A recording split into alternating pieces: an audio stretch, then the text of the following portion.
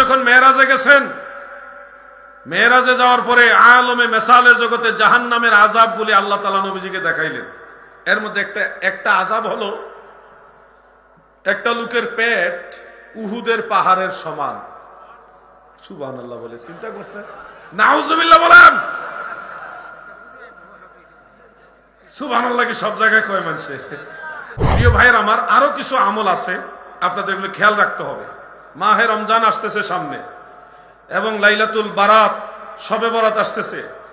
এই বিশেষ সময়গুলিতে মানুষের ধর্মচর্চা বাড়ে, নামাজির সংখ্যাও বাড়ে নাকি? দান এর নিয়তে দেওয়া যাবে না, কারণ দান হারাম টাকা দিয়ে করা যায় না। এই টাকাটা হারাম, এটা আপনি দান করতেও পারবেন না। এটা দিতে হবে এমনি, কোন সওয়াবের নিয়তে দেওয়া যাবে না। ঘুষের টাকা দিয়ে হজে গিয়ে যে জান্নাত খুঁজতেছেন, কাজ হবে না। ইসলাম ধর্মে লটারি জায়েজ নাই। লটারির উপরে নির্ভর করা মানে হলো আল্লাহর উপরে বিশ্বাস হারাই ফেলা। প্রিয় ভাই আমার, আলোচনার শেষ দিকে আপনাদেরকে দুই একটা আমলের কথা বলে যাই। এই মাসটা হলো রজব মাস। এই মাসে আমার দয়াল নবীজির মেরাজ হয়েছে। রজব মাসের 27 তারিখে আল্লাহর হাবিবের মেরাজ। এই বিষয়টা ইমাম আব্দুল বাকি জুরকানি রহমাতুল্লাহ আলাইহি শরহে জুরকানি আলাল মাওয়াহিবের মধ্যে লিখেছেন। আল্লামা আব্দুল হাই লখনবী রহমাতুল্লাহ আলাইহি তিনি আসারুল মারফুআ বি আখবারিল মাওদুআ সেই কিতাবের মধ্যে লিখেছেন, 27শে রজব আল্লাহর হাবিবের মেরাজ। এটাই হলো আকওয়া, শক্তিশালী মত, এটাই গ্রহণযোগ্য মত। ওয়া আলাইহি আমালুল মুসলিমিন, এই মতের উপরেই মুসলমানেরা 1400 বছর যাবত আমল করতেছে। মারহাবা। তাহলে নবীজির মেরাজ হলো 27শে রজব। 27শে রজব। আমাদের কি করণীয় আছে এই ব্যাপারে আপনাদেরকে একটু বলতে চাই। শুআবুল ঈমান লিল বাইহাকি এবং ফাদাইলুল আওকাত লিল বাইহাকি, এই দুইটা কিতাবে হাসান সনদে হাদিসটা রয়েছে এইভাবে। عن سلمان الفارسي رضي الله تعالى عنه قال قال رسول الله صلى الله عليه وسلم في رجب ليلة ونهار من صام ذلك اليوم كان كمن صام من الدهر 100 سنة ومن قام تلك الليلة كان كمن قام من الدهر 100 سنة وهو 3 بقين من رجب رواه البيهقي في شعب الإيمان। হযরতে সালমান ফারসি বলেন, আল্লাহর হাবিব বলেন, উম্মতেরা শুনো, রজব মাসে এমন একটা দিন আছে, এমন একটা রাত আছে গো, ওই একটা দিনে কেউ যদি একটা রোজা রাখে, কি রাখে? রোজা। এবং ওই এক রাত্রে যদি কেউ নফল নামাজ পড়ে, নফল বন্দেগী করে, দয়াল নবীজি বলেন, এক রোজা, এক রাতের বন্দেগীর বদলতে 100 বছর নফল রোজা, 100 বছর নফল নামাজের সমান সওয়াব পাইবে। আল্লাহর হাবিব বলেছেন, এই দিনটা হলো রজব মাসের 3 দিন বাকি থাকতের দিন। কয় দিন? নরমালি 30 দিনে মাস হলে 3 দিন, 30 থেকে 3 দিন মাইনাস করলে আর কত? তাহলে 27শে রজব নামাজ এবং রোজা কেমন ফজিলতওয়ালা নামাজ! এক রাতের নামাজ 100 বছর নফল নামাজের সমান। একটা রোজা 100 বছর নফল রোজার সমান। এই আমলটা ইনশাল্লাহ করার চেষ্টা করবেন কিনা? মা বোনদেরকে বলে দিবেন, বাড়িতে গিয়ে মা বোনদেরকে বলবেন এই আমলটা যেন করেন। 26 তারিখ একটা রোজা, 27 তারিখ আরেকটা রোজা, 2টা রোজা রাখবেন। সম্ভব হলে 3টা রাখবেন, কিন্তু মূল রোজা হলো 27 তারিখেরটা। 26, 27 আমরা 2টা রাখি। আপনারাও 2টা রোজা রাখবেন ইনশাআল্লাহ। রাখবেন কিনা? আওয়াজ নাই, আওয়াজে বোঝা যায় যে রাখতো না, কইতাছে আর কি। রাখবেন আপনারা না, আপনারা বলতেন, আপনি না, উনি তাদের জিজ্ঞাসা করতেছে। মুরব্বী আসলে চিন্তা পড়ে গেছে, হুজুর আমার লগে দুশ্মনী করছে। আপনার লগে আমার কোনো দুশ্মনী না। মায়া লাগে, মায়া লাগে। আপনারা যে বসছেন আমার খুব আনন্দ লাগতেছে। মাশাআল্লাহ, বলেন না মারহাবা। তাহলে এই আমলটা আপনারা করবেন ইনশাআল্লাহ। মা বোনদেরকে শিখাইবেন, ছোট বাচ্চাদেরকে দিয়ে রোজা রাখাইবেন। ধরেন সাহারি খাওয়াবেন, আপনাদের সিলেটের ভাষায় হলো ফতা নাকি, ফতা খাওয়াইবেন। খাওয়াইয়া ছোট বাচ্চা, সে তো সারাদিন না খেয়ে থাকতে পারবে না, দেখবেন 2টা-3টার দিকে আবার ভাত খাওয়াই নেবেন। এর মাঝে জিজ্ঞাসা করবে কয়টা রোজা হয়েছে, কি জিগাইব না, একটু পরে পরে জিগাইব যে কয়টা রোজা হয়েছে। তো এই বাচ্চাদেরকে এইভাবে অভ্যাস করবেন রোজা রাখার জন্য। এটা হলো লাইলাতুল মেরাজ উপলক্ষে আমল। প্রিয় ভাইয়ের আমার, আরো কিছু আমল আছে, আপনাদের এগুলো খেয়াল রাখতে হবে। মাহে রমজান আসতেছে সামনে, এবং লাইলাতুল বারাত, শবে বরাত আসতেছে। এই বিশেষ সময়গুলিতে মানুষের ধর্মচর্চা বাড়ে, নামাজির সংখ্যাও বাড়ে নাকি? রোজার মাসের প্রথম সপ্তাহে যেই নামাজি, এত নামাজি যদি সারা বছর থাকতো তাইলে এদেশে আল্লাহর রহমত ভরে যেত। নবীজি যখন মেরাজে গেছেন, মেরাজে যাওয়ার পরে আলমে মেসালের জগতে জাহান্নামের আযাবগুলি আল্লাহ তাআলা নবীজিকে দেখাইলেন।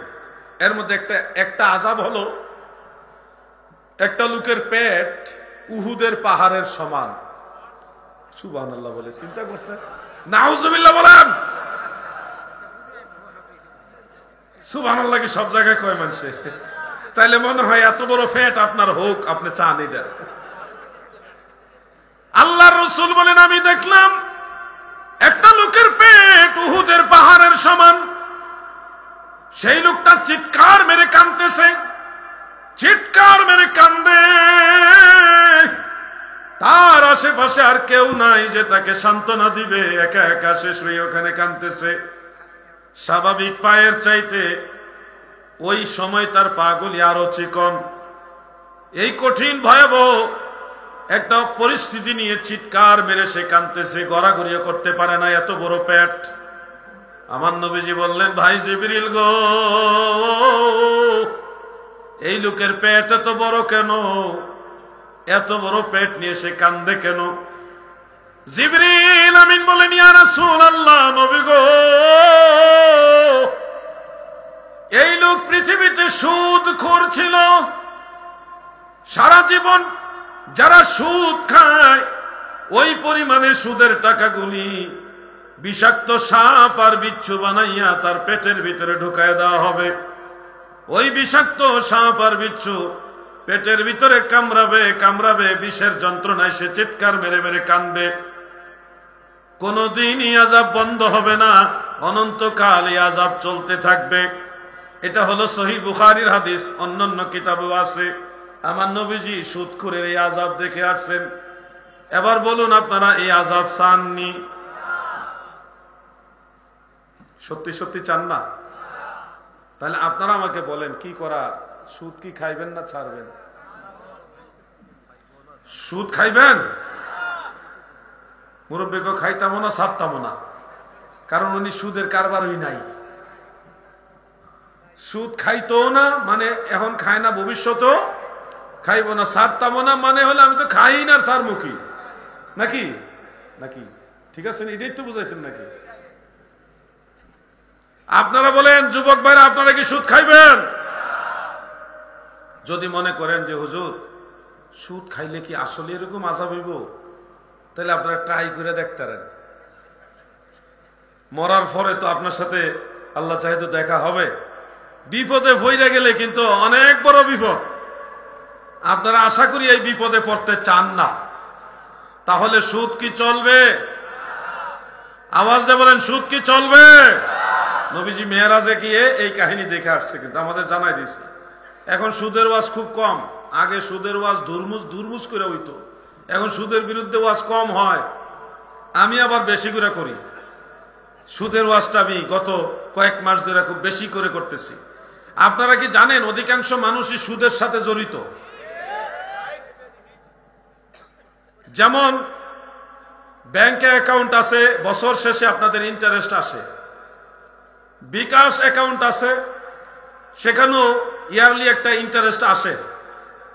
ব্যাংকের অথবা কোনো সমিতি, বিভিন্ন সংস্থা, তাদের কাছ থেকে কিস্তি অনেকে নিয়েছেন। এই কিস্তির অতিরিক্ত যে টাকাটা, এটাও ইন্টারেস্টের অন্তর্ভুক্ত। যারা বীমা ইন্স্যুরেন্স করেছেন এবং বিনা পরিশ্রমে অতিরিক্ত টাকা গ্রহণ করছেন, এটা ইন্টারেস্ট মানে সুদ। ইচ্ছাই হোক অনিচ্ছাই হোক, জেনে হোক না জেনে হোক, আমাদের সমাজের অধিকাংশ মানুষ এখন সুদের সাথে জড়িত। ওয়াজ কিন্তু আবার উপরে গিয়ে পড়বো। শুধু যে সুদ নামে সুদ খাইলে সুদ হয় তা না, সুদ কিন্তু আপনারাও খাচ্ছেন। বলবেন হুজুর আমরা তো ব্যাংকের অ্যাকাউন্ট করছি, এটা করণ লাগে, ইন্টারেস্ট যেটা আসে এটা তো আর আমরা চাইয়া লইছি না, এটা তো নিয়মে আসে। তখন আপনার জন্য মাসআলা হলো, যে ইন্টারেস্টটা অতিরিক্ত আসতেছে আপনার ইচ্ছার বাইরে, এটা আপনি চান নাই, এই ইন্টারেস্টের টাকাটা এটাই সুদ, এই টাকাটা কোনো ধরনের সওয়াবের নিয়ত ব্যতীত, সওয়াবের নিয়ত ছাড়া এই অতিরিক্ত টাকাটা অসহায় দরিদ্র হত দরিদ্র মানুষকে দিয়ে দিবেন। দান এর নিয়তে দেওয়া যাবে না, কারণ দান হারাম টাকা দিয়ে করা যায় না। এই টাকাটা হারাম, এটা আপনি দান করতেও পারবেন না, এটা দিতে হবে এমনি, কোনো সওয়াবের নিয়তে দেওয়া যাবে না। ঘুষের টাকা দিয়ে হজে গিয়ে যে জান্নাত খুঁজতেছেন, কাজ হবে না। এই হলো একটা মাসআলা, মনে রাখবেন ভাই আমার, এটা আপনার আমার সবার জন্য দরকারি। আরেকটা বড় ধরনের সমস্যা আমাদের দেশে এখন চলতেছে, বিভিন্ন প্রোডাক্ট বিক্রি করার উদ্দেশ্যে লটারি দেওয়া হয়, যে আমাদের এই জিনিসটা ক্রয় করলে তাকে একটা নাম্বার দেওয়া হবে, ওই নাম্বারটা আমরা অতদিন পরে লটারি করব, যার নাম লটারিতে উঠবে তাকে আমরা উমরা হজ করাবো কিংবা অমুক দেশে সফর করাবো।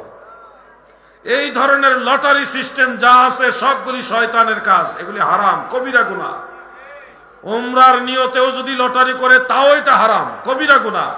ইসলাম ধর্মে লটারি জায়েজ নাই। লটারির উপরে নির্ভর করা মানে হলো আল্লাহর উপরে বিশ্বাস হারাই ফেলা। হায়াত, ধন দৌলত, হায়াত মত সবকিছু রিজিকের মালিক কে? যুবক ভাইরা বলেন কে? এই জন্য লটারির দিকে যাওয়া যাবে না। যদি কোনো হুজুরও আপনাদেরকে অ্যাডভার্টাইজ করে যে উমরাতে নিব, আমাদেরটা কিনেন, তাও এটা কিনা যাবে না, এদের থেকে বিরত থাকবেন। আপনাদেরকে একটা বই দিতে চাই, আমার লেখা, বইটার নাম পবিত্র শবে বরাত ও শবে মেরাজ। শবে বরাতের আমল এবং শবে মেরাজের আমল, নবীজির পুরো মেরাজের ডিটেলস কাহিনী দলিল সহকারে, শবে বরাতের সবগুলি দলিল এটার মধ্যে আছে। 100 টাকা মাত্র হাদিয়া। ছোট ভাইদের জন্য, সন্তানদের জন্য বইটা নিয়ে যান, মহিলাদের জন্য নিয়ে যান, প্রত্যেকে বসে থাকেন, কেউ উঠবেন না। এই বইটা আমার এক ছোট ভাই নিয়ে এক জায়গায় দাঁড়াবে, আপনারা সংগ্রহ করে নেবেন। মাহফিলে ঢুকলে আবার মাহফিল নষ্ট হইতে পারে।